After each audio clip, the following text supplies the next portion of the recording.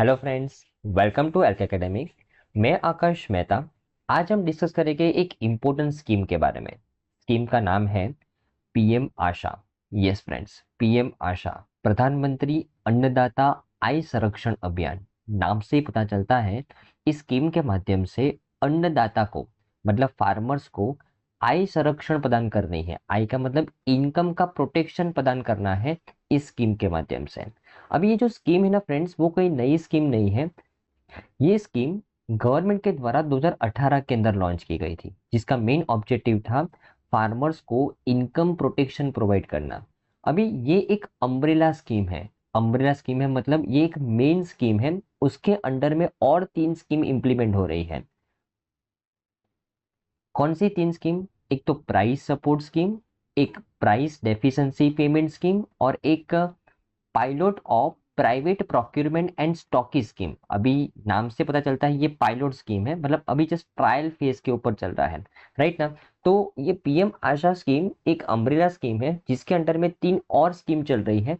Price support scheme, price deficiency payment scheme और pilot of, मतलब trial चल रहा है किसका? Private procurement and stocky scheme का।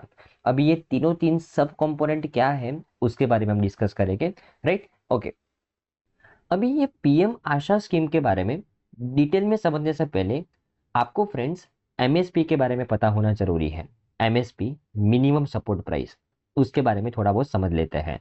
अभी देखो फ्रेंड्स, एक्चुअल में जब हमारे फार्मर्स अपनी उपज को प्रोड्यूस करने के बाद जब उसको बेचने के लिए मंडी में जाते हैं ना फ्रेंड्स, तो मंडी में कभी कभार व्यापारी फार्मर्स को जो उनकी प्रोडक्शन कॉस्ट है उससे भी कम प्राइस में उनकी चीज़ों को परचेस करते हैं। उसकी वजह से हमारे जो फार्मर्स हैं वो लॉस में जाते हैं। तो सरकार ने इसके लिए, फार्मर्स की इनकम को प्रोटेक्शन देने के लिए, सरकार ने सबसे पहले एमएसपी लॉन्च की, मिनिमम सपोर्ट प्राइस। सरकार ने बोला कि अगर कोई फार्मर जो गवर्नमेंट के द्वारा नोटिफाइड 23 क्रॉप में से अगर कोई क्रॉप उगाता है, कोई क्रॉप प्रोड्यूस करता है, और अगर वो मंडी में बेचने के लिए जाए वो क्रॉप को, और व्यापारी वहां पे उसको सही दाम न दे, तो सरकार वो फार्मर का वो क्रॉप परचेस कर लेगी। कौन से प्राइस के ऊपर? मिनिमम सपोर्ट प्राइस के ऊपर। Okay. तो मिनिमम सपोर्ट प्राइस क्या है फ्रेंड्स, कि जब बाजार में, जब मंडी के अंदर व्यापारी जब फार्मर को उसको सही दाम नहीं देता, तब सरकार उसको मिनिमम सपोर्ट प्राइस के ऊपर वो फार्मर का वो चीज परचेस कर लेता है, राइट। और अभी तो सरकार ने ऐसा बोला कि सरकार है ना, ये जो 23 क्रॉप के ऊपर फार्मर्स को एमएसपी दे रही है, वो एमएसपी का प्राइस सरकार ने कैसे सेट किया है कि जो फार्मर का जो प्रोडक्शन कॉस्ट होगा ना, उसका 1.5 गुना। फॉर एग्जाम्पल, फार्मर का प्रोडक्शन कॉस्ट कोई चीज प्रोड्यूस करने का फॉर एग्जाम्पल 100 रुपया है, तो सरकार उसको मिनिमम कितना प्राइस प्रोवाइड करेगी? 150 रुपीज प्राइस प्रोवाइड करेगी, ताकि फार्मर को कुछ प्रॉफिट मिले, राइट ना। तो ये जो मिनिमम सपोर्ट प्राइस वो क्या है फ्रेंड्स, कि जब मंडी के अंदर फार्मर को सही दाम न मिले, तब सरकार एक एमएसपी के ऊपर फार्मर का वो चीज परचेस कर लेती है। और नॉर्मली जो एमएसपी सरकार जो डिसाइड करती है, वो फार्मर की जो प्रोडक्शन कॉस्ट है उससे 1.5 गुना होती है, ताकि फार्मर को कुछ प्रॉफिट मिले, राइट। और ये जो 23 क्रॉप के ऊपर जो सरकार ने एमएसपी डिसाइड किया है, उसमें से 7 सीरियल्स है, लाइक पैडी, वीट, जवार, बार्ले जैसे अनाज। Okay. उसमें से 5 पल्सीज है, लाइक तुअर, मूंग, उड़द, ऐसे ही कुछ पल्सीज है। उसके अलावा 7 ऑयल सीड्स हैं और 4 अदर क्रॉप्स है। अदर क्रॉप के अंदर रो कॉटन आ गया, रो जूट आ गया, कोपरा आ गया, सुगर केन आ गया, राइट। टोटल ऐसे मिला के 23 क्रॉप के ऊपर यहाँ पे सरकार एमएसपी प्रोवाइड करती है फार्मर्स को, राइट। अभी ये जो मिनिमम सपोर्ट प्राइस है वो फिक्स कौन करता है कि पर्टिकुलर प्रोडक्ट के ऊपर इतना ही एमएसपी दिया जाएगा फार्मर को? तो ये फिक्स करने के लिए एक संस्था है, commission for agriculture cost and price. ये संस्था रिकमेंडेशन देती है हमारी सेंट्रल गवर्नमेंट को, और उसके माध्यम से मिनिमम सपोर्ट प्राइस एक पर्टिकुलर प्रोडक्ट के ऊपर फिक्स किया जाता है, राइट। ओके, अभी उसके अलावा फार्मर्स के पास से ये मिनिमम सपोर्ट प्राइस के ऊपर ये अनाज परचेस कौन करता है? तो गवर्नमेंट के बिहाफ पे फूड कॉरपोरेशन ऑफ इंडिया वो फार्मर के पास से ये मिनिमम सपोर्ट प्राइस के ऊपर ये अनाज परचेस करता है, राइट। ओके, तो मिनिमम सपोर्ट प्राइस सिंपल आपको समझ में आ गया, 23 करोड़ पे मिलता है। अगर मंडी के अंदर फार्मर को सही दाम नहीं मिल रहा है तो सरकार फूड कॉर्पोरेशन ऑफ इंडिया के माध्यम से फार्मर का वो चीज परचेस कर लेती है मिनिमम सपोर्ट प्राइस के ऊपर, राइट ना।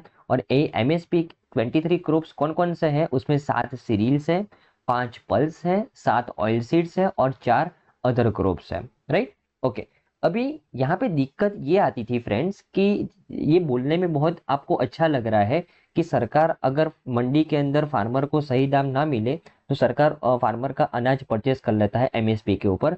लेकिन एक डेटा ऐसा बता रहा है कि जितने भी एलिजिबल फार्मर्स हैं जो ये 23 क्रॉप को उगा रहे हैं, उसमें से मात्र 6% फार्मर्स ही अपनी चीजों को एमएसपी के ऊपर बेच पा रहे हैं।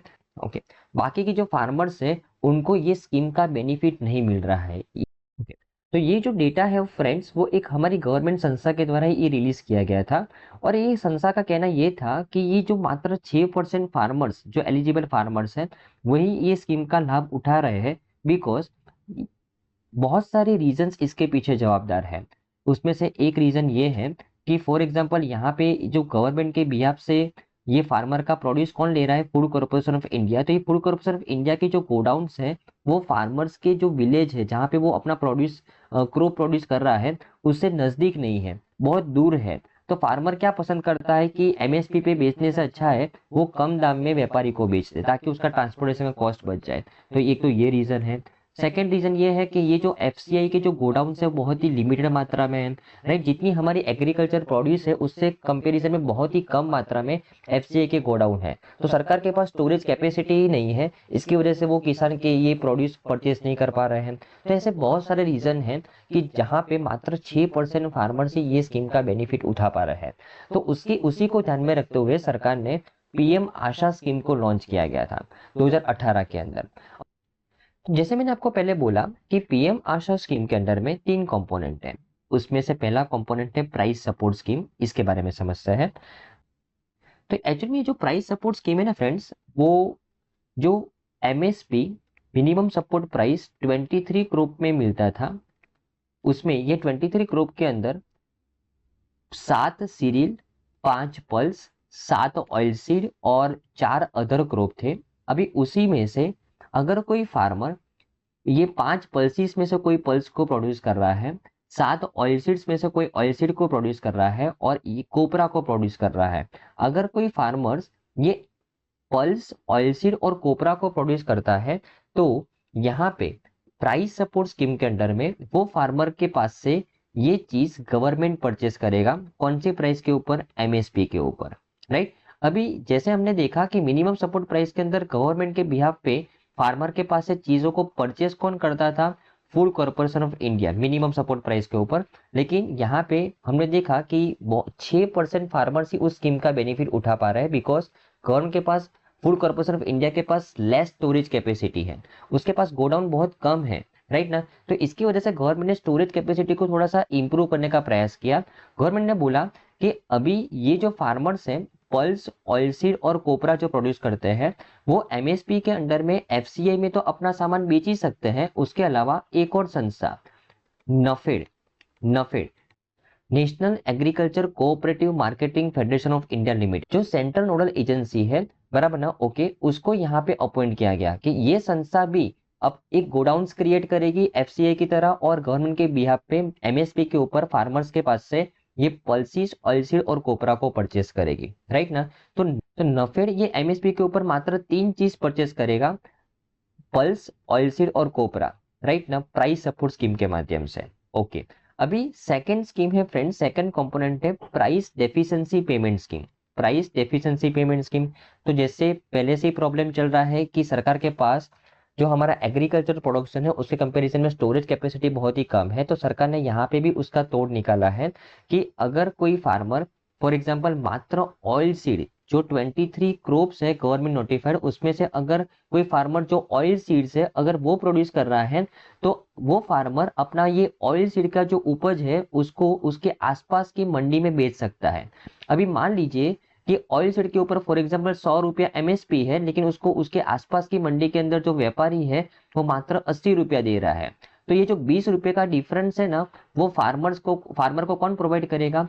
गवर्नमेंट प्रोवाइड करेगी। यस, गवर्नमेंट यहाँ पे सामान प्रोक्योर नहीं करेगी, एफसीआई और नफेड के माध्यम से गवर्नमेंट जो डिफरेंस होगा ना एमएसपी और सेलिंग प्राइस का, वो प्रोवाइड करेगी। इसीलिए इस स्कीम का नाम दिया गया है प्राइस डेफिशिएंसी पेमेंट स्कीम। इस ओके, तो ये स्कीम के अंदर गवर्नमेंट को बेनिफिट क्या हो रहा है? तो यहाँ पे सामान उसको स्टोरेज में स्टोर नहीं करना पड़ रहा है, उसके लिए उसको स्टोरेज फैसिलिटी नहीं चाहिए। जस्ट जितना डिफरेंस है एमएसपी और सेलिंग प्राइस का, वो जस्ट डिफरेंस फार्मर को प्रोवाइड कर देना है, क्योंकि ये स्कीम का मेन ऑब्जेक्टिव है फार्मर्स की इनकम को प्रोटेक्ट करना, राइट। तो ये हमारा सेकंड कंपोनेंट। और तीसरा कंपोनेंट है फ्रेंड्स, जो पायलट बेसिस के ऊपर चल रहा है, ट्रायल बेसिस के ऊपर चल रहा है, private procurement and stocky scheme. Yes friends, नाम से पता चलता है कि यहाँ पे जो प्रोक्योरमेंट करेगा वो कौन करेगा? प्राइवेट कंपनीज करेगी।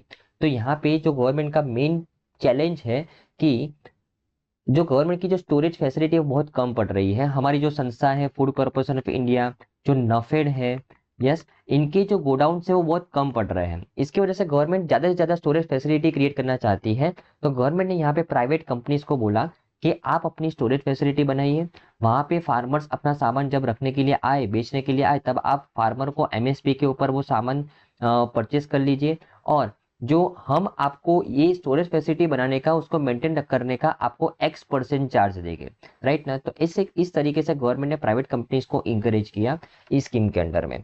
तो ये तीन कंपोनेंट्स आपको अच्छे समझ में आया होगा फ्रेंड्स। पीएम आशा स्कीम अभी हम रिसेंट न्यूज में क्यों पढ़ रहे हैं फ्रेंड्स? बिकॉज ये स्कीम को और एक साल के लिए 2025-26 के लिए एक्सटेंड किया गया है। 35,000 करोड़ गवर्नमेंट ने यहाँ पे उसके पीछे अलोकेट किए हैं। Ministry of agriculture and farmers welfare scheme को इम्प्लीमेंट करवा रहे हैं। ओके, तो I think friends PM Aasha scheme के बारे में आपको अच्छे समझ में आया होगा friends. Thank you friends, bye.